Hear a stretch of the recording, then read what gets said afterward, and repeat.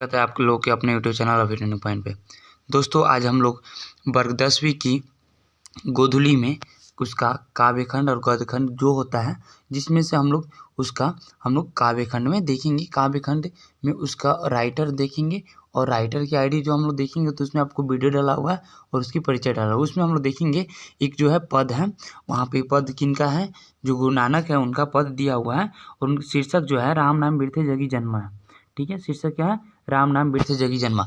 राम नाम बिरथे जगी जन्मा का अगर पूछा जाए उनके लेखक कौन है लेखक, तो कौन है, गुरु नानक है। अगर गुरु नानक की बात की जाए तो गुरु नानक का जन्म कब हुआ था, जन्म हुआ था 15 अप्रैल 1469 ईस्वी को, यानी 15 अप्रैल 1469 ईस्वी को क्या हुआ था, इनका जन्म हुआ था। कहाँ हुआ था, तो नाना काना साहिबा पंजाब, जो कि कहाँ है, पाकिस्तान। ठीक है, और इनकी मृत्यु कब हुई थी, तो 22 सितंबर 1539 ईस्वी में इनकी मृत्यु हुई थी। ठीक है, और इनकी पिता का क्या नाम था, कालूचंद्र खत्री। इनके पिता का क्या नाम था, कालूचंद्र खत्री, और इनकी माता का क्या नाम था, तृप्ता। चलिए दोस्तों, बिना वीडियो को समय गंवाए आइए हम लोग स्टार्ट करते हैं। और इससे पहले अगर आप लोग एग्जाम की प्रिपरेशन कर रहे हैं ना, तो आप लोग बेहतर बताएं तो आप लोग उसके पहले क्या कीजिए, वीडियो देख रहे हैं तो सबसे पहले क्या कीजिए, कॉपी और एक कलम लेके बैठ जाइए और लास्ट में आप लोग बताएंगे कि आपका स्कोरिंग कितना रहा। मात्र इसमें 37 क्वेश्चन है जो कि एग्जाम के व्यू से बहुत इंपॉर्टेंट है। इसमें क्वेश्चन जो है आप लोग के बताएं तो अध्याय से और मतलब जो शीर्षक है उनके और लेखक परिचय दोनों से लिया गया है। ठीक है, आइए स्टार्ट करते हैं। देखिए पहला क्वेश्चन है, सिख धर्म है, सिख धर्म का प्रवर्तन किसने किया, सिख धर्म का प्रवर्तन किसने किया, बताइए था। एक का किसने किया था, गुरु नानक ने किया था।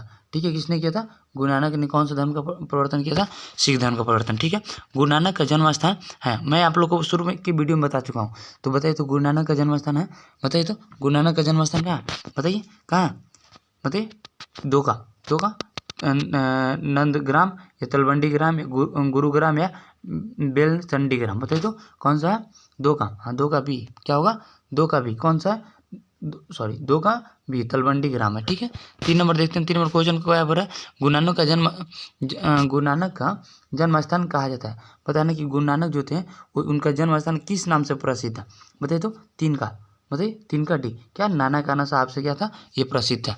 आइए 4 नंबर देखते हैं। 4 नंबर क्या है, गुरु नानक के पिता पिता थे, बताइए उनके गुरु नानक के पिता क्या नाम था, बताइए तो कालूचंद खत्री, जो मैं आप लोगों को शुरू में ही बता चुका हूँ।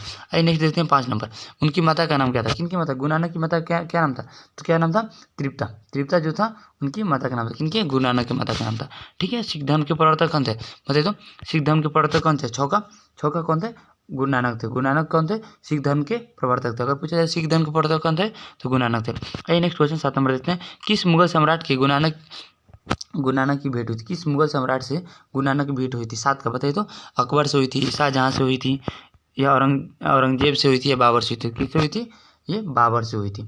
चलिए 8 नंबर क्वेश्चन देखते हैं, गुरु नानक की रचनाओं का संग्रह किनके द्वारा किया गया, गुरु नानक की रचनाओं का संग्रह किनके द्वारा किया गया था, 8 का, बताइए तो 8 का सी, गुरु जो अर्जुन देव थे इनके द्वारा इनका रचनाओं जो कि जितनी भी रचना लिखी थी उनका संग्रहण किनके द्वारा किया था, गुरु अर्जुन देव के द्वारा किया गया था। आइए 9 नंबर क्वेश्चन देखते हैं, नेक्स्ट क्वेश्चन की ओर। 9 नंबर क्वेश्चन बोलता है हम लोग को, गुरु नानक जो देव थे की रचनाओं का संग्रह किस नाम से प्रसिद्ध हुआ, 9 नंबर, बताइए तो किस नाम से, तो क्या, गुरु ग्रंथ साहिबा के नाम से प्रसिद्ध हुआ। देखिए हाँ ठीक है, यहाँ पे देखिए गुरु साहिबा ग्रंथ विद्या, लेकिन ध्यान से गुरु ग्रंथ साहिबा के नाम से प्रसिद्ध हुआ, 9 का सी। आइए 10 नंबर क्वेश्चन देखते हैं, गुरु नानक की रचनाओं का संग्रह किस वर्ष किया गया, गुरु नानक की रचनाओं का संग्रह था किस वर्ष किया गया था, बताइए तो 10 का कब किया गया था, बी यानी 1604 ईस्वी में किया गया था। बहुत बढ़िया। आइए 11 नंबर क्वेश्चन देखते हैं, गुरु नानक जो थे देव ने क्या कहते हुए प्राण त्याग दिए थे, बताइए तो गुरु नानक जो देव थे क्या कहे, मतलब उनकी अंतिम वाणी क्या थी, 11 का, बताइए तो वाहे गुरु कहते हुए क्या किए, वो अपने प्राण को त्याग दिए।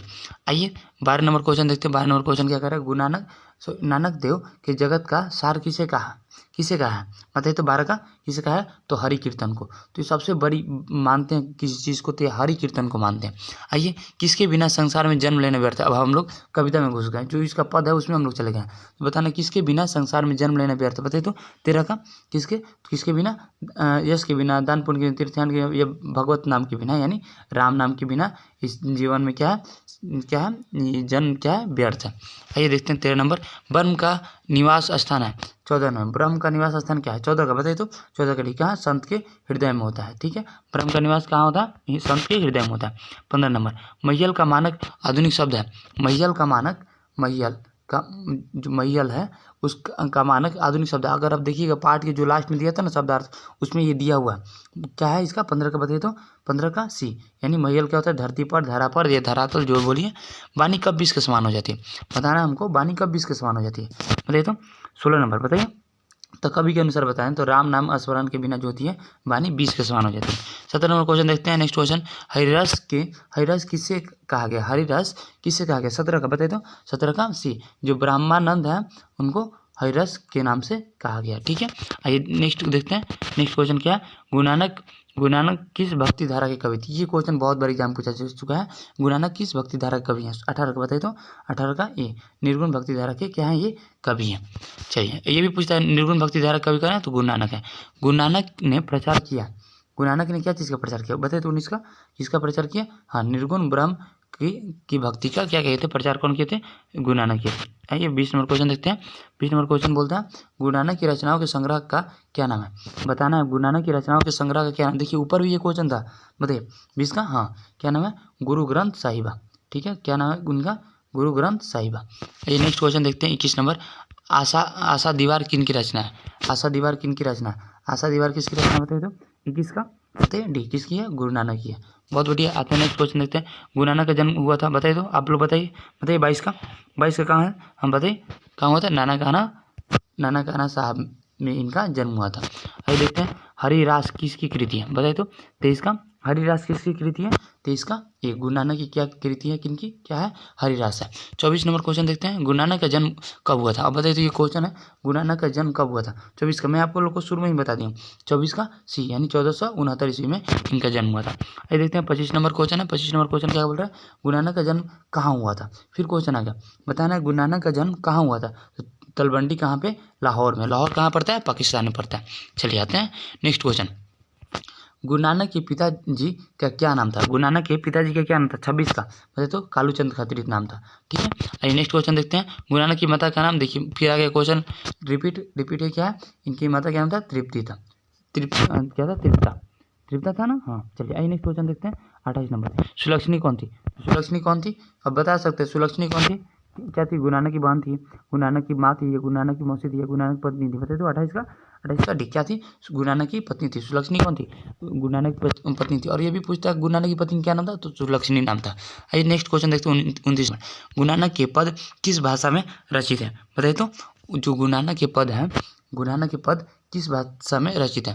देखिए 29 का बताइए तो कौन से, देखिए अब ये तो पंजाब का था, तो कहाँ पे, पंजाब मिश्रित जो ब्रज भाषा है वहाँ पे मिश्रित है। ठीक है, आइए 30 नंबर क्वेश्चन देखते हैं। 30 नंबर क्वेश्चन है, गुरु नानक के जन्म स्थान को क्या कहते हैं, गुरु नानक के जन्म स्थान को क्या कहते हैं, नानकाना साहब कहते हैं। ठीक है, 31 नंबर क्वेश्चन देखते हैं।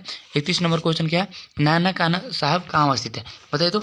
31 का, नानकाना साहब स्थान कहाँ स्थित है बताइए, नानकाना साहब है वो कहाँ स्थित है बताइए तो। 31 का बी, कहाँ है, पाकिस्तान में क्या है स्थित है, कौन, नानकाना साहब। चलिए आते हैं देखते हैं 32 नंबर क्वेश्चन, गुरु नानक की रचना है, गुरु नानक की रचना क्या, गुरु नानक की रचना है, बताने किसमें की, कौन सी रचना गुरु नानक की, सोहिला, जपू जी, आशा दीवार, क्या है बताइए तो, या ये सभी। तो क्या है, अभी हम लोग ऊपर देखे थे तो आशा दीवार जो है किनकी रचना है, गुरु नानक की रचना है। आइए देखते हैं 23 नंबर क्वेश्चन है। 23 नंबर क्वेश्चन क्या कर रहा है, 23 नंबर क्वेश्चन है, सॉरी 33 नंबर क्वेश्चन है, गुरु नानक ने किन्हें सम्मान दिया, बताना है गुरु नानक जो थे किन्हें सम्मान दिए। 33 का वही तो, हाँ किनको, स्त्रियों को क्या किया, सम्मान दिया। चलिए आइए देखते हैं, कौन पहले संत हैं जिन्होंने विदेशी आक्रमणकारियों के विरुद्ध में आवाज़ उठाई थी, बताना कि कौन जो पहले संत थे, बताइए आपको कि कौन जो पहले संत थे जो विदेशी आक्रमणकारियों के विरुद्ध में आवाज़ उठाई थी। 34 का बताइए तो कौन, तो गुरु नानक जी थे जो कि सबसे पहले इन्होंने विदेशी आक्रमणकारी जो थे उनके विरुद्ध में आवाज़ उठाई थी। आइए 35 नंबर देखते हैं। 35 नंबर है, जो नर दुख में दुख नहीं माने किस लेखक की कृति है बताइए तो, किनकी कृति है, तो गुरु नानक की कृति है। चलिए 35 हो गया। आइए 36 नंबर क्वेश्चन देखते हैं, यानी सेकेंड लास्ट क्वेश्चन की ओर। गुरु नानक का कथन किस कवि के कथन से मिलती है। ये बताना कि किन के जैसे मिलता जुलता है, तो किन के जैसे मिलता जुलता है, तो कबीरदास जैसे इनका कथन जो है मिलता जुलता है। ठीक है, और लास्ट क्वेश्चन देखते हैं इस चैप्टर का, गुरु नानक की मृत्यु कब हुई थी। चलिए दोस्तों, मैं आप लोग को इसका तो आंसर बता चुका हूँ पहले ही, तो अगर आप लोग वीडियो देखे होंगे तो आप लोग इसका आंसर कमेंट में आप लोग बता दीजिएगा ध्यान से। और रही बात, आप ऐसे लिखेंगे ABC नहीं, लेकिन 37 का जो होगा A होगा, B होगा, C होगा, D होगा। सेकंड चैप्टर कौन सा है बताइए, सेकंड चैप्टर का प्रेम यानी श्री राधिका, जिसके रचयिता कौन है बताइए, कौन सा है, रसखान है। जो रसखान जी हैं उनके बारे में जानते हैं, उनकी वो कौन थे, क्या थे बताइए। रसखान जो थे एक मुसलमान परिवार से बिलोंग करते थे, फिर भी मुसलमान परिवार से बिलोंग करते हुए भी वो क्या करते थे, कृष्ण भक्ति का क्या गान करते थे। कृष्ण के प्रति इनकी भक्ति देखकर जो गोस्वामी विठलनाथ थे उन्होंने अपना क्या शिष्य बना लिया था, किसको, रसखान जी को। ठीक है, इनका जन्म बात करते हैं तो इनका जन्म कब हुआ था बताइए, 1548 में। इनका पूरा नाम क्या था, सैयद इब्राहिम खान, सैयद इब्राहिम खान, और क्या बोल सकते हैं, इनका रसखान भी नाम था। ठीक है, जो कि एक पठान परिवार में जन्म लिए थे, और कहाँ पर, दिल्ली में। ठीक, और इनकी मृत्यु की बात करें तो इनकी मृत्यु कब हुई थी, 1628 ईस्वी में हुई थी। तो चलिए दोस्तों हम लोग स्टार्ट करते हैं। ठीक, एक नंबर क्वेश्चन देखते हैं। एक नंबर क्वेश्चन क्या है, फर्स्ट क्वेश्चन है यहाँ पे। फर्स्ट क्वेश्चन बोलते हैं, इन मुसलमान हरिजन पे कोटिन हिंदू वारियो, यह किस कवि के लिए कहा गया बताइए, तो किसके लिए कहा गया, रसखान के लिए कहा गया। क्या हुआ, एक का डी। 2 नंबर चलते हैं, रसखान द्वारा रचित ग्रंथ है, बताना कि रसखान द्वारा, 2 नंबर क्वेश्चन है, रसखान द्वारा रचित ग्रंथ कौन सी है बताइए, तो 2 का बी यानी प्रेम वाटिका। एग्जाम की दृष्टि से बहुत इंपॉर्टेंट है, एग्जाम में आप लोगों को बहुत बार ये क्वेश्चन पूछा है, प्रेम वाटिका की इनकी रचना है, तो रसखान की है। रसखान की अगर पूछा है रसखान द्वारा रचित ग्रंथ कौन सी है, तो प्रेम वाटिका।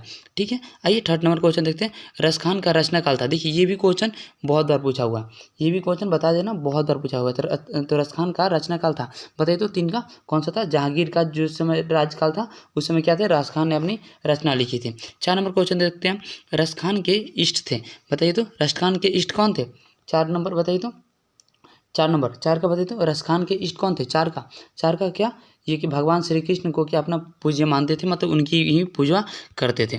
ठीक है, या कि उनके बारे में लिखते थे। ठीक है, सुजान रसखान के रचनाकार हैं, सुजान रसखान के रचनाकार कौन है बताइए, तो 5 का बताइए, सुजान रसखान के रचनाकार कौन है बताइए, तो सुजान रसखान के, तो इनके नाम पे है तो कौन है, रसखान है। आइए 6 नंबर देखते हैं, रसखान को गोस्वामी विठलनाथ ने किस मार्ग से दीक्षा दी थी बताइए, कि रसखान जो थे, रसखान को गोस्वामी जो विठलनाथ हैं उनके स्वामी थे, किस मार्ग में दीक्षा दी थी बताइए, तो 6 का बताइए, किसने, पुष्टि मार्ग में। ये भी एग्जाम में बहुत बार पूछा हुआ है। ठीक है, आइए देखते हैं नेक्स्ट क्वेश्चन 7 नंबर, रसखान किस प्रकार की रचना में सिद्ध थे बताइए, तो रसखान जो थे किस प्रकार की रचना में सिद्ध थे, 7 का डी, कौन से, समैया छंद में क्या थे, श्रेष्ठ, मतलब उसमें बहुत सिद्धि प्राप्त किए हुए थे। 8 नंबर देखते हैं, रसखान ने अपनी रचना में माली और मालिन किसे कहा है, 8 का बताइए, तो किसे कहा है, तो माली किसे कहा है, ये एग्जाम में बहुत बार पूछा है, तो माली किसे कहा है, श्री कृष्ण को, और मालिन राधा को कहा है। एग्जाम पूछा गया कि ये इसको बताइए कि प्रेम रूपी वाटिका के माली और मालिन कौन है, तो श्री कृष्ण और क्या है, राधिका है। ठीक है, आइए देखते हैं टराग बताइए, 9 नंबर क्वेश्चन जो है, टराग का शब्दार्थ है, 9 नंबर बताइए, तो टराग का शब्दार्थ क्या है, नदी। ठीक है, आइए देखते हैं 10 नंबर क्वेश्चन, कलघौत का पर्याय है, ये एग्जाम में बहुत बार पूछा है, ये भी क्वेश्चन जो है एग्जाम में बहुत बार पूछा है, कलघौत का पर्याय क्या है बताइए, तो 10 का बताइए, इंद्र जो है कलघौत का पर्याय है। सवैयों में रसखान की कैसी आकांक्षा प्रकट है, जो सवैया है उसमें रसखान की कैसी आकांक्षा प्रकट हुई है बताइए, तो बताइए 11 का बोलिए, हाँ, ब्रजभूमि की निवास की, मतलब वहाँ पे ब्रजभूमि के बारे में क्या किया है, जिक्र किया गया। ये ब्रजभूमि में इसमें इस प्रकार जिक्र किया है कि वो क्या चाहते हैं कि मतलब मेरी जो मतलब क्या जन्म हो तो ब्रजभूमि हो, अगर मरना चाहें तो ब्रजभूमि में, अगर मेरी जीवन यापन जो गुजरे कहाँ पे गुजरे, ब्रजभूमि में। आइए देखते हैं, रसखान ने चित्चोर किसे कहा, चित्चोर यानी मन को चुराने वाला किसे कहा थे बताइए, तो किसको कहे थे, 12 का बताइए, 12 का डी, किसको, श्री कृष्ण को। ठीक है, देखिए ध्यान से, गोपियों कहते नहीं, कृष्ण भक्त को नहीं, ग्वाल बाल को नहीं, श्री कृष्ण को क्या कहते हैं, चित्चोर के नाम से जाने जाते हैं। ठीक है, लकुटी का अर्थ है बताइए, तो 13 नंबर का, 13 का लकुटी का अर्थ क्या होता है, लकुटी मतलब छोटे लाठी, लकुटी का अर्थ क्या होता है, छोटे लाठी। आइए 14 नंबर क्वेश्चन देते हैं, कवि रसखान ने प्रेम वरण किसे कहा है, कवि जो रसखान है प्रेम वरण किसे कहा, 14 नंबर बताइए, तो 14 का बोलिए, किसे कहा है, नंद बाबा को, यशोदा मैया को, या गोपियों को, या श्री कृष्ण को, तो बता सकते हैं किसको कहा होगा, श्री कृष्ण को, किसको, श्री कृष्ण को। आइए नेक्स्ट देखते हैं 15 नंबर क्वेश्चन। नंद नंद, देखिए नंद नंद, ये क्वेश्चन देखिएगा, क्वेश्चन कितना अच्छा है। नंद नंद 15 नंबर, नंद नंद यानी नंद का नंद, यानी नंद का जो लाल था किसको कहा गया, श्री कृष्ण को कहा गया। ठीक है, आइए 16 नंबर देखते हैं। अयनी का अर्थ होता है, अयनी का अर्थ है, अयनी का अर्थ है बताइए तो। अयनी 16 नंबर, 16 का बी यानी प्रेम, जैसे प्रेम अयनी श्री राधिका, तो प्रेम अयनी, प्रेम का प्रेम रूपी कौन है, तो इसको क्या अयनी का अर्थ क्या है, प्रेम। ठीक है, 17 नंबर प्रेम, प्रेम वाटिका किस प्रकार की रचना, बताइए तो 17 का प्रेम वाटिका किस प्रकार की रचना है, तो प्रेम निरूपण संबंधी इस चीज़ की क्या किया है, जिक्र किया गया। ठीक है, सुजान रसखान किस प्रकार की रचना, बताइए तो सुजान रसखान किस प्रकार की रचना, 18 का बताइए क्या, कृष्ण की भक्ति संबंधी, जो सुजान रसखान है उसमें कृष्ण की भक्ति संबंध में क्या रचना मिलती है। आइए देखते हैं 19 नंबर क्वेश्चन है। 19 नंबर क्वेश्चन बोलते हैं कबीर रसखान ने अपने दोहे में बेमन किसे कहा है, किसे कहा है, बताइए तो 19 का बताइए। 19 का एक नंबर है श्री कृष्ण को, ग्वाल को या यशोदा को, या भक्त के रूप में स्वयं को। तो ये जो बेमान का है खुद को कहा है, भक्त के रूप में वो स्वयं को क्या किया बताया। ठीक है, 20 नंबर क्वेश्चन है। 20 नंबर क्वेश्चन क्या बोलता है कि कौन सी कृति रसखान की नहीं है, 20 नंबर बताइए तो कौन सी जो है कृति रसखान की नहीं है, तो प्रेम जो फुलवारी है वो रसखान की कृति नहीं है। ठीक है, आइए देखते हैं 21 नंबर क्वेश्चन। 21 नंबर क्वेश्चन बोलता है किसने कहा था इन मुसलमान हरिजन पे कोटि हिंदुवाड़ी, देखिए ये क्वेश्चन ऊपर भी था, किसने कहा था बताइए तो, किसने 21 कवि ने कहा था, तो 21 का, चलिए 21 का आप लोग बताइएगा, आप लोग इसको क्या कीजिएगा आंसर कमेंट में कीजिएगा। चलिए आइए देखते हैं मन मानिक, मन मानिक में कौन सा अलंकार है, 22 का बताइए तो मन मानिक में कौन सा अलंकार है, तो रूपक अलंकार। जब आप अलंकार पढ़िएगा ना हिंदी व्याकरण तो उसमें आप लोग क्लियर हो जाएगा। मन मानिक तो मन को मोने रूप, तो इससे रिलेटेड है तो आप कर सकते हैं, तो कौन सा अलंकार है, रूपक अलंकार है। ठीक है, रसखान को किसने दीक्षा दी थी, मतलब किसने अपना शिष्य बनाया था, बताइए तो रसखान को किसने अपना शिष्य बनाया था, तो स्वामी विट्ठलनाथ जो थे अपना शिष्य बनाए थे। ठीक है, 24 नंबर क्वेश्चन देखते हैं। 24 नंबर क्वेश्चन क्या है, रसखान किस काल के कवि थे, बताइए तो ये भी एग्जाम में बहुत बार पूछा है, रसखान किस काल के कवि हैं, 24 का बताइए तो 24 का डी किस भक्ति काल के, यानी भक्ति के बारे में लिखिए भक्ति काल के। ठीक है, प्रेम ऐनी श्री राधिका में कितने दोहे संकलित है, बताइए तो प्रेम ऐनी श्री राधिका में कितने दोहे संकलित हैं, कितने कितने दोहे संकलित हैं, 4 दोहे संकलित हैं, बताइए। 26 नंबर क्वेश्चन है करील के कुंजन ऊपर वारों के अंतर्गत कितने समय संकलित है, 26 का बताइए तो 26 का बोलिए, 26 का एक कितने समय संकलित है, एक समय संकलित है। 27 नंबर देखते हैं माली मालिन, देखिए फिर आ गया ना क्वेश्चन, माली मालिन किससे कहा गया, माली और मालिन किससे कहा गया, तो किसको कहा गया 27 का बताइए तो राधा और कृष्ण को क्या माली और मालिन कहा गया। आइए देखते हैं नेक्स्ट क्वेश्चन 28 नंबर, इस पाठ में चित्तचोर किससे कहा गया, इस पाठ में श्री चित्तचोर किससे कहा गया, 28 का बताइए राधा को या श्री कृष्ण को किससे कहा गया, किससे कहा गया बताइए 28 का श्री कृष्ण को क्या गया, चित्तचोर कहा गया। बहुत बढ़िया। आते हैं 29 नंबर क्वेश्चन। 29 नंबर क्वेश्चन क्या बोलते हैं, रसखान हिंदी के लोकप्रिय कवि हैं, रसखान जो है हिंदी के लोकप्रिय कवि हैं, रसखान जो है हिंदी के लोकप्रिय कवि हैं, 29 का डी यानी जातीय क्या, 29 का डी। ठीक है, आइए स्वामी विट्ठलनाथ ने रसखान को कहाँ से दीक्षा दी, बताइए तो कहाँ दीक्षा दी थी, 30 का बताइए कहाँ, पुष्टि मार्ग में क्या कि इन्होंने क्या किए थे, क्या उनको दीक्षा दी थी। रसखान ने श्री कृष्ण का लीला गान किस में किया, 31 का बोलिए तो किस में किया, 31 का सवैया में क्या इनके लीला मतलब इनके बारे में जिक्र किया है। ठीक है, 32 नंबर देखते हैं आधुनिक काल के साहित्य हैं, आधुनिक काल के साहित्यकार कौन है बताइए तो 32 का कौन है, भारतेंदु हरिश्चंद्र। हाँ बहुत बढ़िया।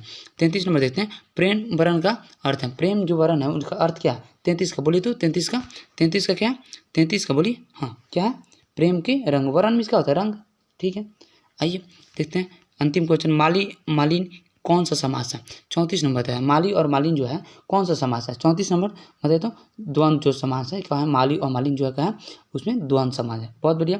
तो कैसा लगा जो कि क्या बोलते हैं इस चैप्टर का क्या नाम है, अति सुदो स्नेह के मारा गया, अति सुदो जो है स्नेह को मारा गया, मतलब अति सीधा सरल मतलब नहीं बनना चाहिए। मैं इस चीज़ को बताऊंगा आगे, जो जिसके रचयिता कौन है, घनानंद है। जी घनानंद का जन्म कब हुआ था, तो 1673 ईस्वी में इनका जन्म हुआ था। कब हुआ था, 1673 ईस्वी में इनका जन्म हुआ था। कब, 1673 ईस्वी में किसका जन्म हुआ था, घनानंद का। घनानंद ने क्या लिखा, अति सुदो स्नेह को मारा गया। इसमें कितने, अब मैं आप लोगों को सब कुछ बताता हूँ। और इनका जन्म कहाँ हुआ था, मथुरा में। मृत्यु कब हुई थी, 1739 ईस्वी में। जन्म कब हुआ था, 1673 में। मृत्यु कब हुई थी, 1739 ईस्वी में। 1739 मृत्यु कब, 1739 1739 ईस्वी में। आई होप याद हो गया होगा। चलिए हम लोग स्टार्ट करते हैं। मैं थोड़ा बहुत इनके बारे में बता दूं। जो घनानंद थे तत्कालीन मुगल बादशाह के क्या बोलते हैं, मोहम्मद शाह रंगीले के यहाँ क्या थे, मीर मुंशी थे। ठीक है, मुंशी समझ रहे हैं ना आप लोग। हाँ, ये गायक और श्रेष्ठ कवि थे। ठीक है, मतलब बताएं इनके, ये इतना कहा जाता है ना कि सुजान जो नामक नर्तकी थी, इन्हें क्या करते थे, काफ़ी प्रेम करते थे। कौन? ये जो घनानंद थे। ठीक है, इन्होंने मतलब क्या, ये देखिए बता रहे हैं। इसमें एक चीज़ और आपको बताएंगे कि अगर इस पाठ का परिचय आप लोग शॉर्ट में समझेंगे, मतलब इसमें कितने हैं, देखिए बताइए। इसमें दो जो छंद लिया गया, दो छंद संकलित हैं। प्रथम छंद में कभी मतलब इसमें बताया गया, प्रथम छंद में जो घनानंद जी हैं, इन्हें प्रेम के सीधे और सरल और निश्चल मार्ग के विषय में बताया। लेकिन वहीं द्वितीय छंद में जो कवि है विरह, मतलब अपने अंदर जो कि कितनी द्वेष, मतलब क्या बोलते हैं, कितनी दुख है, उस चीज़ को अपने हृदय की तरफ क्या करते हैं, पीड़ा को कलात्मक रूप से क्या अभिव्यंजित किया है। मतलब कैसे वो बताते हैं। जो नर्तकी थी, नर्तकी क्या नाम था बताइए? हाँ, जो उनकी नर्तकी थी, कौन? सुजान नामक की नर्तकी, जिनसे वो काफ़ी प्रेम करते थे, उस चीज़ के बारे में, मतलब उनके आंगन में कैसे वो मतलब क्या होते हैं, अपने दुख को प्रकट करना चाहते हैं, मतलब क्या आंसू के रूप में बरसना चाहते हैं। चलिए दोस्तों, हम लोग बिना समय को कहाँ वीडियो को स्टार्ट करते हैं। चलिए, एक नंबर क्वेश्चन है। एक नंबर क्वेश्चन क्या है? एक नंबर क्वेश्चन बोलता है, घनानंद जीवनदायक हो कुछ मारियो पीर ही परसों में में किस कवि का नाम है? बताइए तो। अब ये तो बता ही सकते हैं, घनानंद का नाम है, तो ये तो छोड़िए दीजिए घनानंद। चलिए, 2 नंबर क्वेश्चन देखते हैं। अब एक चीज़, आप लोग कॉपी कलम लेके बैठेंगे और लास्ट तक बने रहेंगे, देखेंगे कि इसमें आपका कितना ऑब्जेक्टिव सही हो रहा है, कितना गलत हो रहा है। चलिए, और देखेंगे इसमें जो है क्वेश्चन बहुत बहुत इंपॉर्टेंट है। ये 2 नंबर क्वेश्चन, घनानंद किस काल के कवि हैं? बताइए तो। 2 नंबर बताइए, 2 का डी, कौन से ऋतु युग के कवि हैं? ठीक है, ये नेक्स्ट क्वेश्चन देखते हैं। रीति मुक्त काव्यधारा के सिरमौर कवि किसे माना गया? बताइए तो। 3 का बोलिए, 3 का किसे माना गया? 3 का बी, किसको? घनानंद को माना गया। तो ये तो कॉमन सी बात है। घनानंद किनके द्वारा मारे गए? घनानंद किसके द्वारा मारे गए थे? बताइए तो। 4 का क्या? नादिरों के सैनिकों द्वारा क्या मारे गए थे। ठीक है, 5 नंबर देखते हैं। 5 नंबर क्वेश्चन बोलता है, घनानंद किस बादशाह के यहाँ मीर मुंशी का काम करते थे? घनानंद जो थे जो किस, बताइए तो, ये हम आप लोग उसी से बता दिए थे। किसके यहाँ काम करते थे? 5 का मोहम्मद शाह रंगीले के यहाँ क्या करते थे? मीर मुंशी का काम करते थे। कौन? घनानंद। घनानंद किस नर्तकी को प्यार करते थे? देखिए, हाँ, यहाँ पे आ गया। घनानंद जो थे घनानंद जो थे किस नर्तकी को प्यार करते थे? बताइए तो। रसीम बाई को नहीं, रसूलन बाई को नहीं, सृजन को नहीं, किसको करते थे? सुजान को। किसको करते थे? सुजान को क्या करते थे? ये वो नर्तकी थी, उससे क्या करते? प्रेम करते थे। आइए, प्रेम की पीर का कवि किसे कहा गया? एग्जाम में बहुत बहुत इंपॉर्टेंट है। प्रेम की पीर के कवि से नाम से किसे जाना जाता है? 7 का बोलिए, किसको? डी, घनानंद को। ये एग्जाम में बहुत बार पूछा गया है। ये भी क्वेश्चन देता है, घनानंद को किस कवि के नाम से जाना जाता है? तो प्रेम की पीर के कवि के नाम से जाना जाता है। 7 नंबर क्वेश्चन आप लोग याद ही कर लीजिएगा। 7 नंबर क्वेश्चन इतना इंपॉर्टेंट है, मतलब इसको फिर से करें। प्रेम की पीर के कवि के नाम से जाना जाता है? घनानंद को। घनानंद को किस कवि के नाम से जाना जाता है? प्रेम की पीर के कवि के नाम से। चलिए आते हैं 8 नंबर क्वेश्चन। घनानंद किस भाषा के, 8 नंबर क्वेश्चन है, घनानंद किस भाषा के कवि है? बताइए तो। 8 नंबर, घनानंद किस भाषा का कवि? 8 नंबर बताइए तो। 8 का बोलिए, सी, यानी ब्रज भाषा क्या है? ये कवि है। आइए देखते हैं 9 नंबर क्वेश्चन। सुजान सागर के रचनाकार हैं? बोलिए 9 नंबर। 9 का सुजान सागर के रचनाकार कौन है? तो घनानंद है। घनानंद जो है सुजान सागर के क्या है? रचनाकार है। चलिए चलते हैं 10 नंबर क्वेश्चन देखते हैं। ये देखिए, ये भी बहुत बार पूछा है। विरह लीला, विरह जो लीला है किनकी रचना है? 10 नंबर बोलिए तो। 10 का बी, घनानंद द्वारा रचा हुआ ये रचना है। ठीक है, ये देखते हैं 11 नंबर। 11 नंबर क्या है? घनानंद का दूसरा पद किससे संबंधित है? घनानंद का जो दूसरा पद है किससे संबंधित है? 11 का बोलिए तो। 11 का किससे संबंधित है? हाँ, बादल को। इसमें बादलते हैं ना कि कैसे जाके बादल उनके आंगन में, किसके? जो उनकी प्रेमिका थी, कौन थी उनकी प्रेमिका? क्या नाम था? सुजान। हाँ, सुजान क्या थी? वो नर्तकी थी। वो कहाँ बरसने की बात करते हैं? तो उनके आंगन में जाकर बरसने की बात करते थे। चलिए, बहुत बढ़िया। घनानंद अपने आंसुओं को कहाँ पहुँच, देखिए यहाँ पर घनानंद अपने आंसुओं को कहाँ पहुँचाना चाहते हैं? 12 का बोली तो। 12 का डी, सुजान के आंगन में। सुजान कौन थी? नर्तकी थी। और क्या थी वो? उनकी क्या प्रेमिका थी? किनकी? घनानंद की। चलिए आते हैं 13 नंबर क्वेश्चन है। परहित के लिए देह कौन धारण करता है? परहित के लिए मतलब दूसरों के हित के लिए कौन सा देह धारण करता है? राजा, साधु, या बादल, या पशु? बोलिए तो। 13 का क्या करता है यहाँ पे? बादल क्या करता है? परहित, यानी दूसरों के लिए अपना देह धारण करता है। 14 नंबर क्वेश्चन देखते हैं। 14 नंबर क्वेश्चन करते हैं, पर्जन्य का पर्याय है? 14 नंबर देखिए, 14 नंबर क्या है?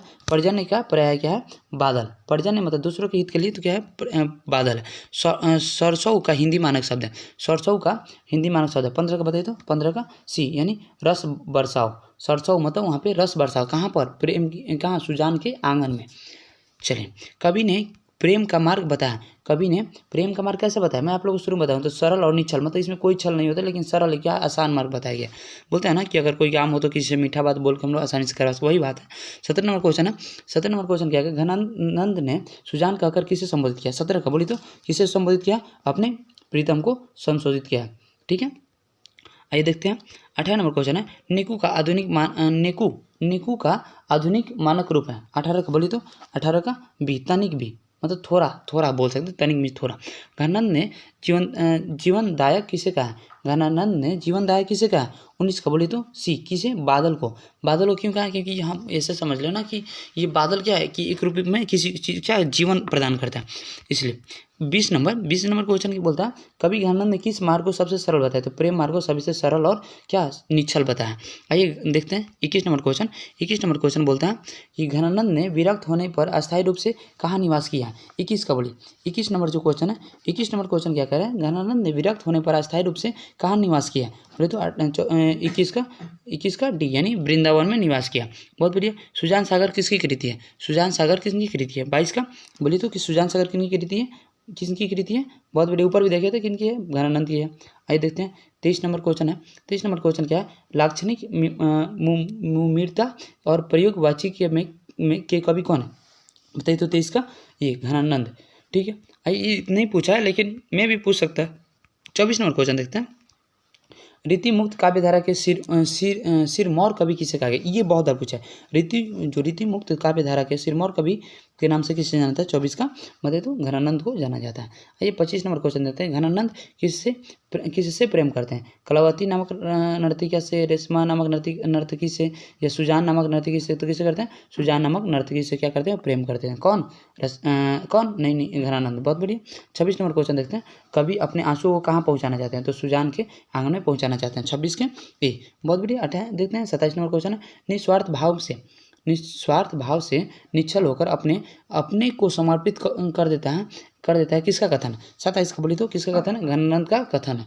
ठीक है, आइए 28 नंबर क्वेश्चन देखते हैं, घनानंद की महत्वपूर्ण रचना है। घनानंद की महत्वपूर्ण रचना क्या, 28 का सी, सुजान सागर जो है इनकी महत्वपूर्ण रचना है। चलिए 29 नंबर क्वेश्चन देखते हैं। 29 नंबर क्वेश्चन क्या बोलता है, घनानंद की कृति का आधार है। 29 नंबर क्वेश्चन है, घनानंद की कृति का आधार है, तो सुजान रहित है, घनानंद कवित है, और क्या ए और बी दोनों। तो इनमें क्या होगा ऑप्शन नंबर सी, यानी ए और बी दोनों होगा। ठीक है, आइए देखते हैं 30 नंबर क्वेश्चन, मुँह आसवानी ले बरसो, मेरे आंसू को कहाँ ले जाकर बरसो, कहाँ लेकर बात करता है, तो मुँह आसवानी में किसकी बात कही गई है। 30 नंबर बताइए तो किसकी बात कही है, विरह वेदना की, मतलब मेरे जो आंसू है, मेरे जो दुख है, मेरे जो भी कष्ट है, मेरे कहाँ पर ले जाकर, मतलब सुजान के आंगन में ले जाकर बरस जाता है। किस चीज़ की, तो उनकी वेदना, यानी उनके अंदर जो पीड़ा है उस चीज़ की बात करता है।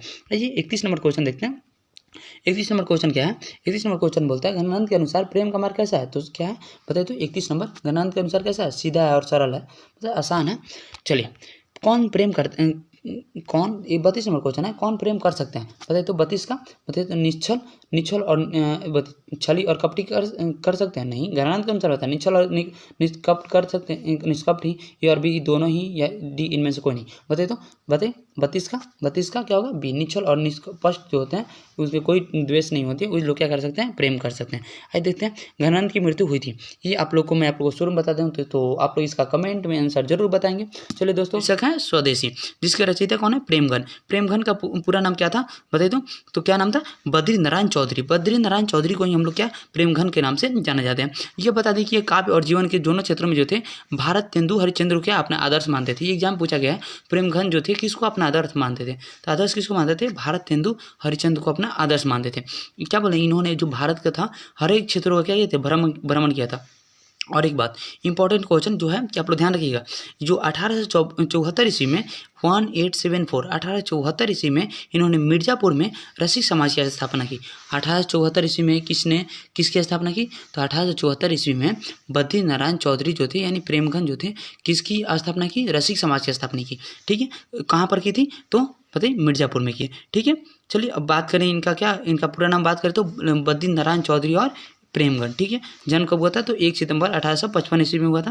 कहाँ पर हुआ था, तो उत्तर प्रदेश। मृत्यु की बात करें तो कब हुई थी, 1922 ईस्वी को हुई थी। ये बोले तो ये जो फिर से बोलते हैं इसको, जो कि किसको अपना आदर्श मानते, तो ये भारत तेंदु हरिश्चंद्र को अपना आदर्श मानते थे। ठीक है, चलिए दोस्तों, हम लोग क्या करते हैं, और देखिए इस कविता की बात करें तो इस कविता में टोटली हम लोग को पढ़ना ही क्या है बताइए। तो इस कविता में हम लोग बात करें तो टोटल हम लोग को पढ़ना क्या है बताइए। देखिए इस कविता में हम लोग को टोटल पढ़ना ये चीज़ पढ़ना है कि इसमें जो स्वदेशी है, मतलब हमारे जो देश की हैं बातों, देखिए इसमें प्रेमगन द्वारा जो लिखी है प्रेम, ये सर्वस्व से संकलित है।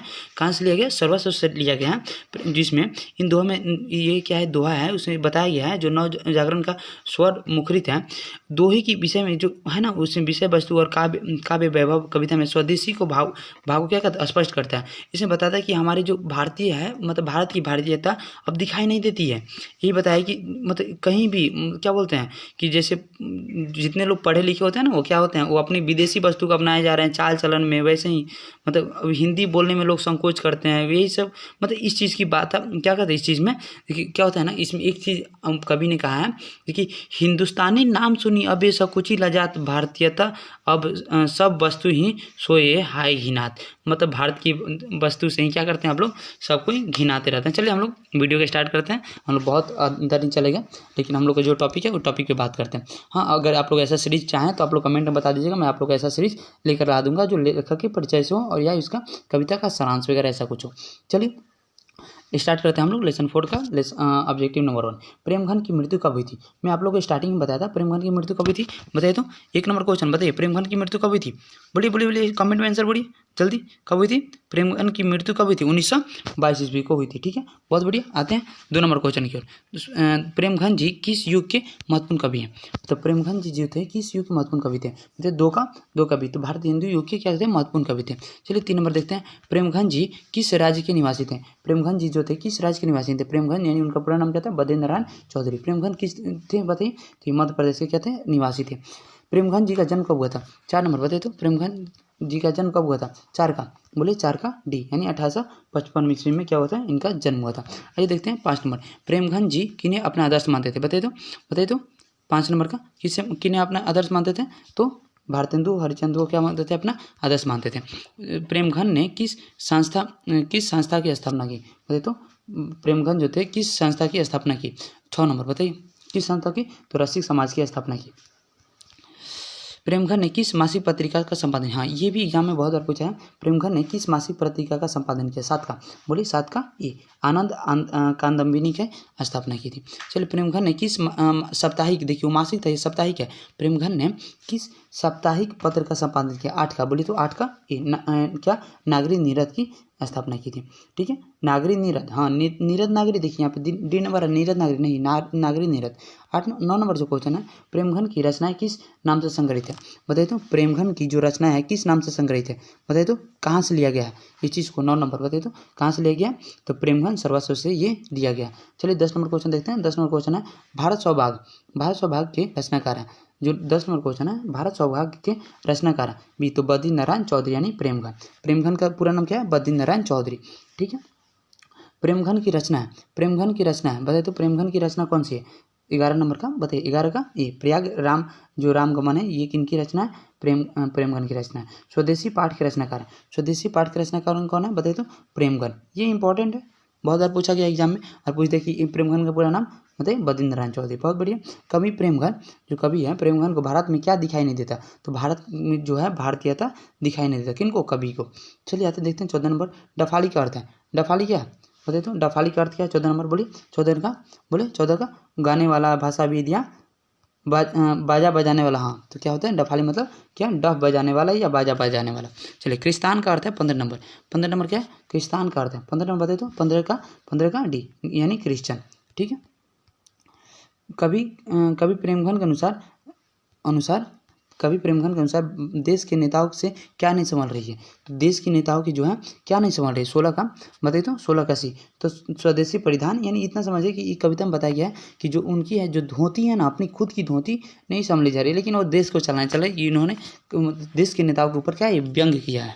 ठीक है, 17 नंबर देखा जाए, 17 नंबर क्वेश्चन है। 17 नंबर क्वेश्चन बोलता है, कवि प्रेमघन ने नेताओं से क्या अपेक्षा नहीं करने की बात कही है, बताइए तो। 17 का बताइए, क्या अपेक्षा नहीं करी, तो देश प्रबंधन, मतलब देश की, अगर बोलते हैं ना कि हम लोग देश के जो ऊपर है पूरा जो चीज़ न्यौछावर है हम लोग कर देते हैं कि चलिए जो हमारे नेता है उसी चीज़ को क्या करेंगे, मतलब उन्हीं के हवाले करेंगे, तो ऐसा हम लोग को नहीं करनी चाहिए।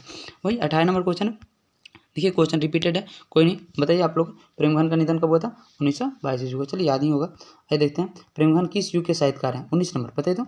19 का बताइए, 19 में बोलिए क्या होगा, किस युग के? तो भारतेंदु युग के क्या है, निबंधकार है। चलिए आते हैं नेक्स्ट क्वेश्चन 20 नंबर। जिन जनपद किनकी कृति है? बताइए तो, जिन जनपद जो है किनकी कृति है? 20 का, ये भी क्वेश्चन एक बार एग्जाम पूछा गया, तो प्रेमघन की कृति है। चलिए आते हैं देखते हैं 21 नंबर। स्वदेशी शीर्षक पाठ्य पुस्तक से, स्वदेशी जो है शीर्षक पाठ्य पुस्तक से संकलित कविता किस छंद में है? बताइए तो 21 नंबर का, 21 का बी, यानी क्या दोहा के रूप में ये लिया गया। मैं आप लोग ऊपर ही बताया था। विदेशी, देखिए विदेशी से कवि का क्या तात्पर्य?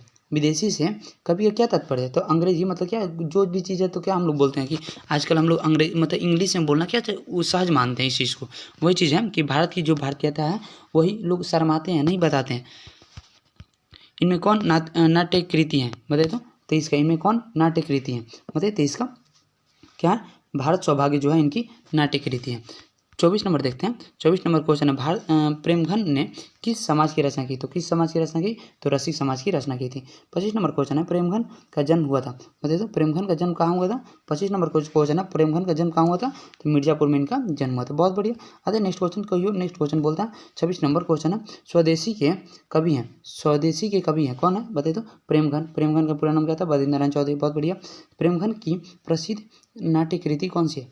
प्रेमघन जो है, प्रेमघन की प्रसिद्ध नाट्य कृति कौन सी है? बताइए तो 27 का डी, कौन है? प्रयाग राजगमन जो है इनकी नाट्य कृति है। बहुत बढ़िया। 28 नंबर क्वेश्चन बोलते हैं। 28 नंबर क्वेश्चन है, प्रेमघन ने इनमें से किस मासिक पत्रिका का संपादन किया था? 28 का बोले तो किसका किया था? 28 का नागरिक नीरद। हाँ, ये ऊपर क्वेश्चन देखे भी हैं, किसकी किया था? नागरिक साप्ताहिक पत्रिका। हाँ बहुत बढ़िया। प्रेमघन ने मुख्य रूप से किस भाषा में काव्य रचना की? बताइए तो 29 का, किस रूप में? तो ब्रज रूप में क्या की थी इन्होंने? भाषा में काव्य की रचना की थी। बहुत बढ़िया। 30 नंबर क्वेश्चन बोलते हैं। 30 नंबर क्वेश्चन है, प्राचीन भारत के चारों वर्गों में चाह थी। प्राचीन भारत में चारों वर्गों में क्या थी? देखिए नहीं दी मतलब, हाँ चलिए आंसर नहीं है, लेकिन यहाँ पे है कलावृत्ति, दासवृत्ति, ए और बी दोनों, या इनमें से कोई नहीं। 30 का ऑप्शन होगा यहाँ डी। आप लोग इसका आंसर कमेंट में बताएंगे किन की चाह, चारों वर्गों की चाह गई थी, बताइएगा। चलिए 31 नंबर क्वेश्चन देखते हैं। 31 नंबर क्वेश्चन क्या है? प्रेमघन की काव्य कृति है। प्रेमघन की काव्य कृति क्या है? 31 का बोलिए तो। 31 का, एक मिनट 30 नंबर क्वेश्चन क्या था?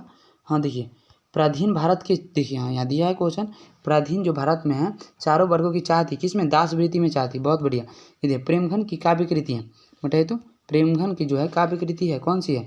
अरुणोदय, हर्षादर्श है, या जिनोर पद है, ये क्या है? सभी है। इनकी काव्य कृति कौन है? सब है।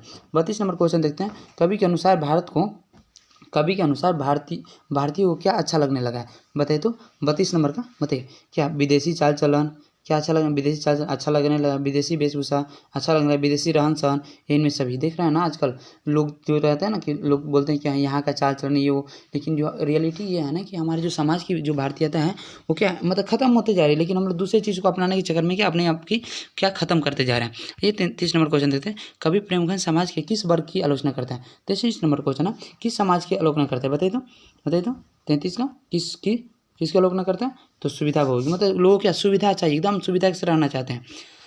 देखिए 34 नंबर क्वेश्चन, प्रेमघन ने 1874 ईस्वी में किस समाज की स्थापना की थी? मैं आप लोग ऊपर ही बताया था किस समाज की स्थापना की थी?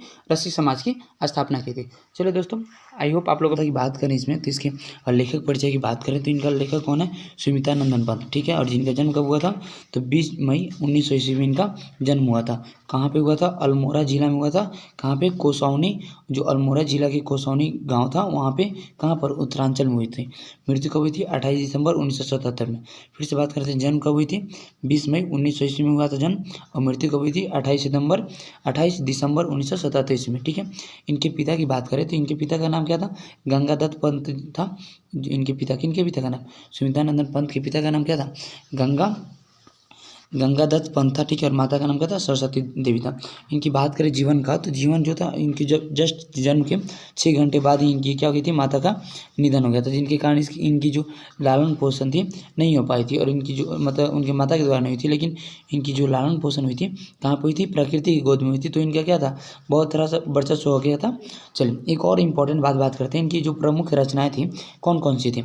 उच्छ्वास थी, पल्लव थी, वीणा थी, ग्रंथि थी, गुंजन थी, युगान थी, युगानी थी, ग्राम्या थी, और स्वर्णधूलि थी। इसी से मोस्ट इंपॉर्टेंट बात करें मोस्ट इम्पोर्टेंट कौन सी थी, ग्राम्या थी। ठीक है, जो ये प्रस्तुत पंक्ति है कौन सी, भारत माता पंत जी की, वो कहाँ से लिया गया है, तो ये ग्राम्या से लिया गया संकलित है, जिसमें क्या होता है भारत का जो दुर्दशा का चित्रण क्या गया खींचा गया।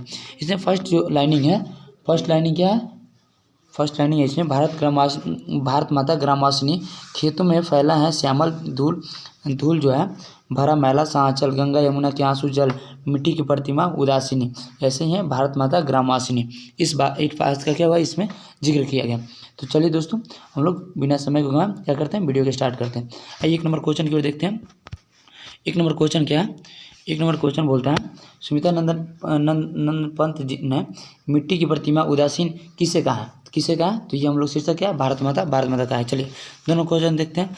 2 नंबर क्वेश्चन है सुमितानंदन पंत का जन्म कहाँ हुआ था, सुमितानंद पंत का जन्म कहाँ हुआ था, बताइए तो कहाँ पे हुआ था, कौसानी, जो आप लोग शुरू में देखे थे, शुरू में ही मैं इस चीज़ को बता दिया हूँ। चलिए 3 नंबर देखते हैं। अब बता दें कि इसमें क्वेश्चन जो है बहुत इंपॉर्टेंट, जो एग्जाम के व्यू से कभी ना कभी पूछा ही हुआ है। आइए 3 नंबर क्वेश्चन, सुमितानंदन पंत की माता क्या नाम था, माता क्या नाम था, सरस्वती देवी था। चलिए बहुत बढ़िया। आते हैं 4 नंबर देखते हैं, पंत जी के पिता का क्या नाम है, बताइए तो, बताइए पंत जी के पिता का नाम क्या है, 4 का बोलिए, 4 का, हाँ क्या था, गंगादत्त था। ठीक है, बहुत बढ़िया। आते हैं 5 नंबर क्वेश्चन की ओर।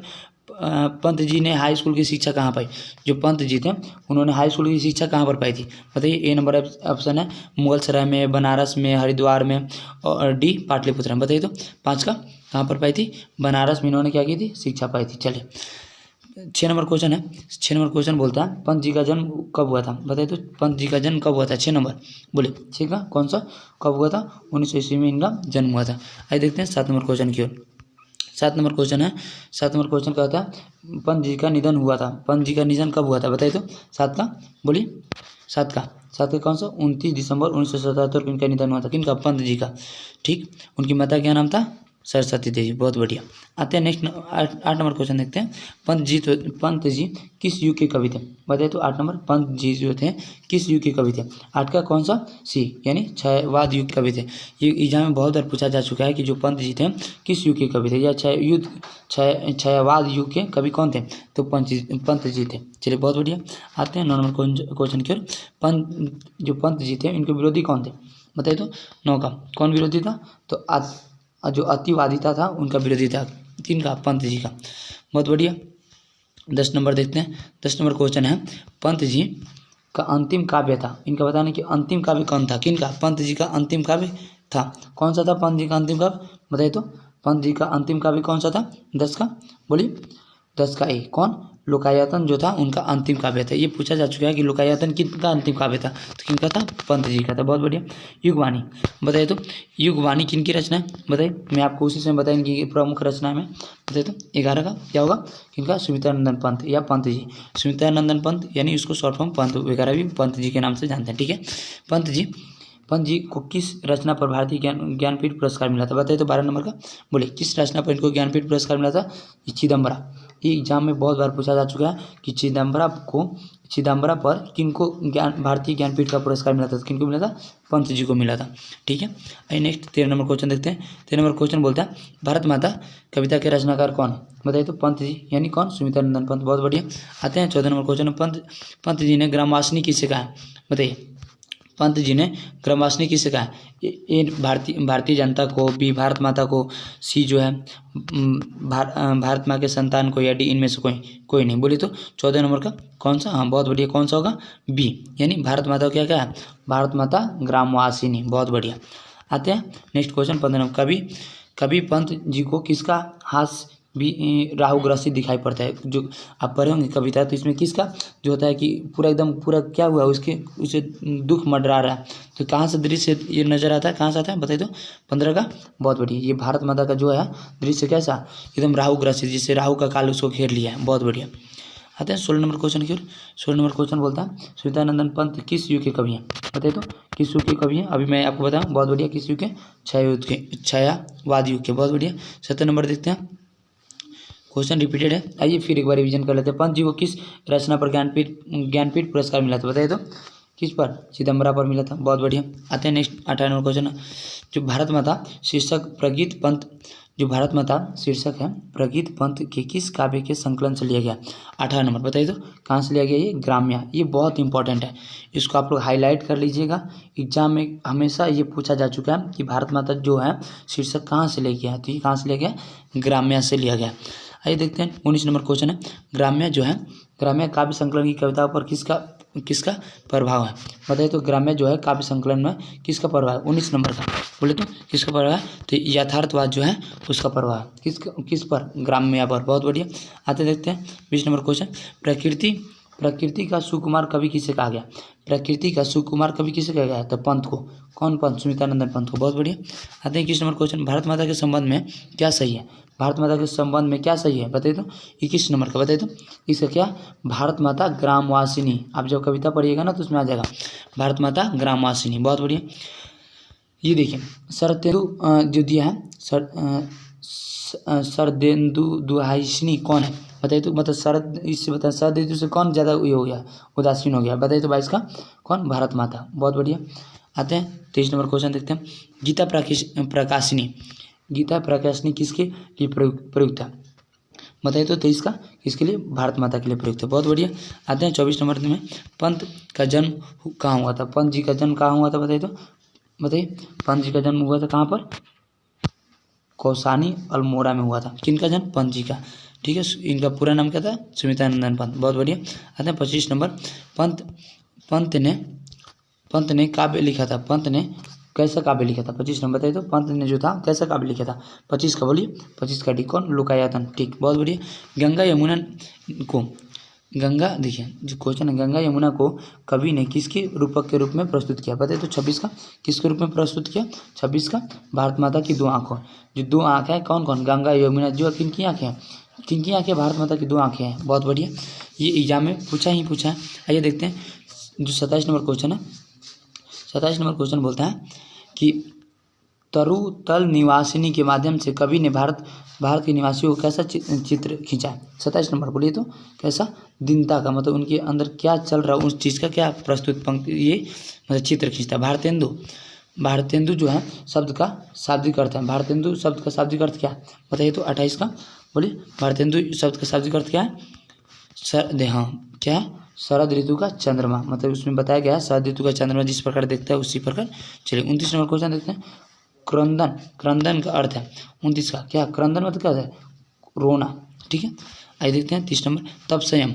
ये एग्जाम में बहुत बार पूछा है, ये पूछ देगा समास में कौन सा समास है? तो तब संयम कौन सा समास है? 30 का बोलिए तो 30 का डी कौन सा समास है? द्वंद्व समास है। बहुत बढ़िया। ये देखिए, हाँ मैं आप लोग ये पहले ही बता चुका हूँ।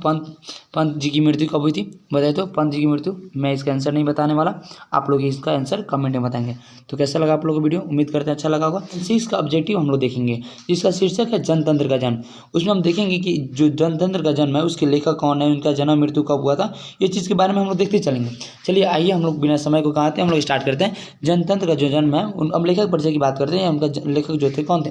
लेखक कौन थे? रामधारी सिंह दिनकर थे। ठीक है, और रामधारी सिंह दिनकर आ जाए तो उनका जन्म कब हुआ था? तो 23 सितंबर 1908 ईस्वी में सिमरिया कहाँ पे, जो कहाँ पड़ता है? बेगूसराय कहाँ है? बिहार में, यानी हमारे ही बिहार के सिमरिया कहाँ, जो कि बेगूसराय में है, वो उनका क्या हुआ था? जन्म हुआ था। कब हुआ था? 23 सितंबर 1908 ईस्वी को हुआ था। ठीक है, और इनकी मृत्यु की बात करें तो मृत्यु कब हुई थी? 24 अप्रैल 1974 ईस्वी में इनकी मृत्यु हुई थी। बहुत बढ़िया। और इनके पिता का नाम क्या था? तो इनके पिता का नाम क्या था? रवि सिंह नाम था। बहुत बढ़िया। इनकी माता का नाम क्या था? मनरूप देवी था। ठीक है, और इस लेसन के बारे में बात करें यानी जनतंत्र का जन्म, तो इसमें बताया गया आप लोग को थोड़ी। देखिए, और दिनकर जी की बात कर लें तो इनका जो प्रारंभिक शिक्षा था उनके मतलब उनके गांव के आसपास ही हुआ था। ठीक है, जो 1928 ईस्वी में इन्होंने मोकामा जो घाट रेलवे था उन्होंने उसका हाई स्कूल से मैट्रिक, और 1932 में पटना कॉलेज में इतिहास में क्या था? BA ऑनर्स किया था। कौन किए थे? रामधारी सिंह दिनकर, जो किसके लेखक है? जनतंत्र का जन्म। ठीक है, बहुत बढ़िया। और ये बता दें कि हिंदी के प्रोफेसर हैं भागलपुर विश्वविद्यालय के, ये कुलपति भी रहे थे। कौन? बताइए तो कौन रहे थे? बहुत बढ़िया। कौन? रामधारी सिंह दिनकर भी रहे थे। ठीक है, और इनकी रचनाएं की बात करें, इनकी जो प्रमुख रचनाएं कौन कौन है? तो रेणुका है, हुंकार है, रसवंती है, कुरुक्षेत्र है, रसीम रथी है, नीलकुश है, उर्वशी है, बहुत है। इतने क्या? अर्धनारीश्वर है, जो कि आप लोग 12th में मिलेगा अर्धनारीश्वर पढ़ने का। ठीक है, संस्कृत के 4 अध्याय ये इनका आता है जो एग्जाम में बहुत बार पूछा है, एग्जाम में जो बता दें, हुंकार है, रसवंती है, रेणुका है, उर्वशी है और अर्धनारीश्वर, ये सब एग्जाम में हमेशा कभी ना कभी पूछा ही पूछा है। चलिए अभी कविता की बात करें तो कविता के हम सारांश में समझेंगे। तो इस सारांश में बताया गया है कि जनतंत्र का जो जन्म है, मतलब जनतंत्र के उदय के बारे में दिया गया है। ठीक है, जनतंत्र के राजनीतिक और ऐतिहासिक अभिप्रायों को कविता के माध्यम से क्या गया, उजागर किया गया है। कवि यहाँ एक नवीन भारत की कल्पना करता है जिसमें जनता ही स्वयं शासन पर आरूढ़ होने को है, मतलब जनता ही स्वयं क्या करता है, शासन को चलाना चाहता है।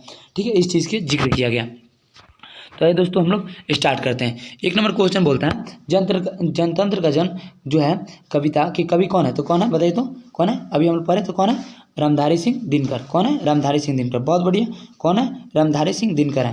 आइए 2 नंबर क्वेश्चन की ओर देखते हैं। चलिए हाँ ठीक है, हम आप लोग को ऑप्शन भी बताएंगे। चलिए ऑप्शन के साथ चलते हैं। रामधारी सिंह दिनकर जो थे, रामधारी सिंह दिनकर किस गाँव के निवासी थे, बताइए तो किस गाँव के मुकामा थे, बक्सर थे, मुजफ्फरपुर थे या सिमरिया, कौन से गाँव के थे, सिमरिया, बहुत बढ़िया। आते हैं नेक्स्ट क्वेश्चन की ओर। 3 नंबर क्वेश्चन बोलता है, 3 नंबर क्वेश्चन क्या है, दिनकर जी का माता का नाम क्या था, दिनकर जी की माता क्या नाम था। 1 नंबर था मनरूप देवी था, या धनरूप था, या रूपवती था, या डी कलावती था, बताइए तो 3 का, बोलिए 3 का क्या था, हाँ मनरूप देवी था। किनकी माता का नाम, दिनकर जी का माता का नाम, बहुत बढ़िया। 4 नंबर क्वेश्चन देखते हैं। जनतंत्र का जन्म, मतलब यहाँ पे बताना कि दिनकर जी थे, यानी जनतंत्र का जन्म के रचयिता कौन है, दिनकर जी। इनका जन्म कब हुआ था, बताइए तो 4 का, बोलिए 4 का डी, यानी 23 सितंबर 1908 ईस्वी को हुआ था। ठीक है, दिनकर जी के पिता थे, दिनकर जी के पिता कौन थे या उनका क्या नाम था, बताइए तो 5 नंबर का, 5 का बताइए तो 5 का क्या होगा, प्रभाकर सिंह या सूर्यदेव सिंह, रवि सिंह, तो क्या था, इनके पिता का नाम रवि सिंह था, बहुत बढ़िया। आते हैं 6 नंबर क्वेश्चन की ओर। दिनकर जी किस युग के प्रमुख कवि हैं, दिनकर जी जो है किस युग के प्रमुख कवि हैं, बताइए तो 6 नंबर का, दिनकर जी किस युग के प्रमुख कवि हैं, तो उत्तर क्षयवाद युग के क्या प्रमुख कवि हैं। ठीक है, 7 नंबर क्वेश्चन देखते हैं। दिनकर जी मैट्रिक पास कब किए थे, दिनकर जी थे मैट्रिक कब पास किए थे, 7 नंबर बताइए तो दिनकर जी कब मैट्रिक पास किए थे, 1927, 28, 1929 या 1930, तो 1928 में उन्होंने मैट्रिक पास किया था। कब पास किया था, 1928 ईस्वी में, बहुत बढ़िया। 8 नंबर आता है, दिनकर जी ने BA ऑनर्स कब किया था, बताइए तो BA ऑनर्स कब किया था, 8 नंबर का, बोलिए कब किया था, 1932 ईस्वी में उन्होंने BA ऑनर्स किया था, यानी 8 का C, बहुत बढ़िया। 9 नंबर देखते हैं। दिनकर जी किस हाई स्कूल में प्रधान अध्यापक रहे, बताइए तो 9 नंबर का, बोले किस में रहे, तो मोकामा घाट रेलवे हाई स्कूल में, या HE स्कूल बरबीघा में, या सर गणेश दाऊद उत्क्रमित मध्य विद्यालय पटना में, या Patna collegiate high school Patna में, बताइए तो किस में रहे, 9 का, बोले तो 9 का भी, यानी HE स्कूल कौन बरबीघा में जो पढ़ता था उससे स्कूल के क्या थे प्रधान अध्यापक थे, बहुत बढ़िया। आते हैं देखते हैं 10 नंबर क्वेश्चन। 10 नंबर क्वेश्चन है, रसवंती के रचनाकार कौन है, बताइए तो कौन है, रामधारी सिंह दिनकर जो है रसवंती के रचनाकार है, बहुत बढ़िया। दिनकर जी की रचना है, ये देखिए बोले था ना बहुत बार पूछता है, बताइए दिनकर जी की रचना रचना क्या है, तो उर्वशी, ये बहुत बार पूछा एग्जाम में, बहुत इंपॉर्टेंट, एकदम बोले तो BBI, दिनकर जी की रचना कौन है, उर्वशी। ठीक है, दिनकर जी को साहित्य अकादमी पुरस्कार किस रचना पर मिला था, देखिए आ गया ना क्वेश्चन, दिनकर जी को साहित्य अकादमी का पुरस्कार किस रचना पर मिला था, 12 नंबर का, बोलिए तो किस रचना मिला था, तो संस्कृत के 4 अध्याय पर इनको साहित्य अकादमी पुरस्कार मिला था। तो ये याद जाता है, संस्कृत के 4 अध्याय किनकी रचना, दिनकर जी का। 13 नंबर क्वेश्चन देखते हैं। दिनकर जी को किस रचना पर ज्ञानपीठ पुरस्कार मिला था, बताइए तो 13 नंबर का, जो है दिनकर जी को किस रचना पर ज्ञानपीठ पुरस्कार मिला था, 13 का, बोलिए 13 का C, उर्वशी था, कौन सा पुरस्कार मिला था, ज्ञानपीठ इनको मिला था, बहुत बढ़िया। आते हैं 14 नंबर। जनतंत्र का जन्म कविता में कवि ने किसे शक्तिशाली कहा है, तो 14 नंबर का बताइए तो किसे शक्तिशाली कहा है, राजा को कहा है, जनता को कहा है, या देवता को कहा है, या राक्षस को कहा है, तो कवि ने जो किसको शक्तिशाली कहा है, तो जनता को क्या कहा है, इसमें शक्तिशाली कहा है, बहुत बढ़िया। आते हैं देखते हैं 15 नंबर क्वेश्चन। 15 नंबर क्वेश्चन कहते हैं गवाच का अर्थ है, 15 नंबर बताइए तो 15 नंबर, गवाच मतलब क्या होता है, बड़ी खिड़की, गवाच मतलब क्या होता है, बड़ी खिड़की। आइए 16 नंबर देखते हैं। उर्वशी किसकी कृति है, देखिए कितना बार इंपॉर्टेंट क्वेश्चन है, तो उर्वशी किसकी कृति है, तो दिनकर जी का पूरा नाम क्या है, रामधारी सिंह दिनकर। चलिए आते हैं दिनकर को साहित्य अकादमी पुरस्कार किस कृति में मिला, देखिए फिर से आ गया 17 नंबर, बोले तो संस्कृत के 4 अध्याय पर इनको साहित्य अकादमी पुरस्कार मिला था, बहुत बढ़िया। आते हैं 18 नंबर क्वेश्चन। दिनकर किस विश्वविद्यालय के कुलपति यानी कुलपति बनाए गए थे, बताइए तो 18 का, कौन सा, भागलपुर विश्वविद्यालय के कुलपति बनाए गए थे, किनको, दिनकर जी को, बहुत बढ़िया। आते देखते हैं 19 नंबर क्वेश्चन है। दिनकर ने जनतंत्र का जन्म जन्म शीर्षक कविता में दुधमुही शब्द का प्रयोग किसके लिए किया है। देखिए आपको बोल दें, ये सब्जेक्टिव में भी कभी ना कभी पूछ देता है।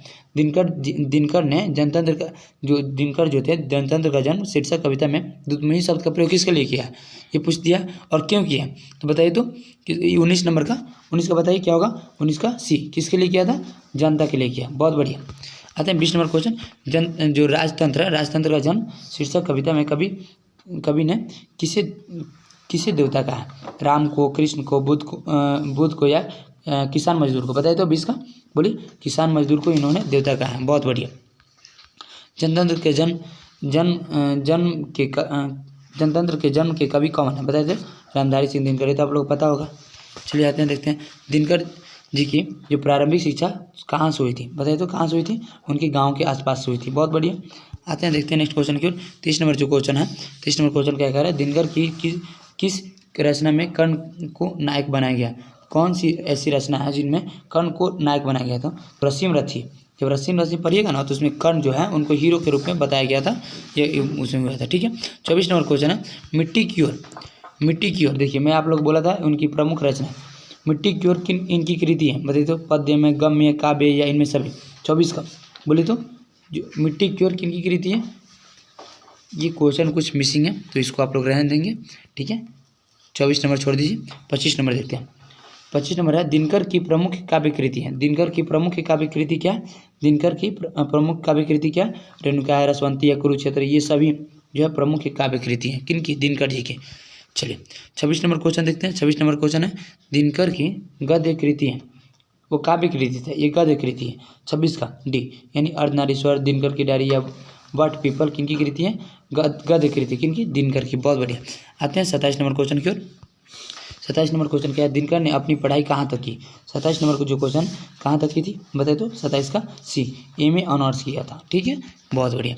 देखिए 28 नंबर क्वेश्चन है, 28 नंबर क्वेश्चन क्या हो रहा है, भारत सरकार द्वारा उन्हें सम्मानित किया गया था। 28 बताइए तो भारत सरकार द्वारा उन्हें किससे सम्मानित किया गया था, तो किससे सम्मानित किया गया था, तो पद्म भूषण से उसको सम्मानित किया, किसको, दिनकर जी को सम्मानित किया था। आइए 29 नंबर क्वेश्चन देखते हैं। 29 नंबर क्वेश्चन है, किसे सिंहासन खाली करने की बात की गई। देखिए कविता से आ गया, तो किसे सिंहासन खाली करने की बात की गई है, राजतंत्र को या सामंतवाद को या ए और बी दोनों को, या इनमें से कोई नहीं। बताए तो 29 का, तो ये राजतंत्र को बोला गया या सामंतवाद जो है उस चीज़ को बोला है कि सिंहासन खाली करो। कौन वहाँ पे बैठने की जाना है, कौन बैठ रहा है वहाँ पर, तो वहाँ पे जो जनता है क्या कर रहा है कि बैठ रहा है, वहाँ पे सिंहासन खाली करो कि जनता आती है। बहुत बढ़िया। आते हैं, देखते हैं नेक्स्ट क्वेश्चन जो है, नेक्स्ट और इस चैप्टर के आखिरी क्वेश्चन है, दिनकर जी का निधन कब हुआ था। तो आप लोग को मैं स्टार्टिंग में बता चुका हूँ कि इनका निधन कब हुआ था, तो आप लोग इसका आंसर क्या करेंगे, कमेंट में बताएंगे। तो कैसा लगा आपको वीडियो, उम्मीद करते हैं आप लोग अच्छा लगा होगा। चलिए दोस्तों, आप लोग एकदम पढ़ाई को जारी रखेंगे और आप लोग अपने, देखिए एग्जाम इतना पास में आ गया तो आप लोग पढ़ाई जो करेंगे एकदम पॉजिटिव माइंड के साथ करेंगे और स्ट्रेस फ्री रहेंगे, स्ट्रेस आप लोग लेंगे नहीं। चलिए बाय बाय, टेक केयर।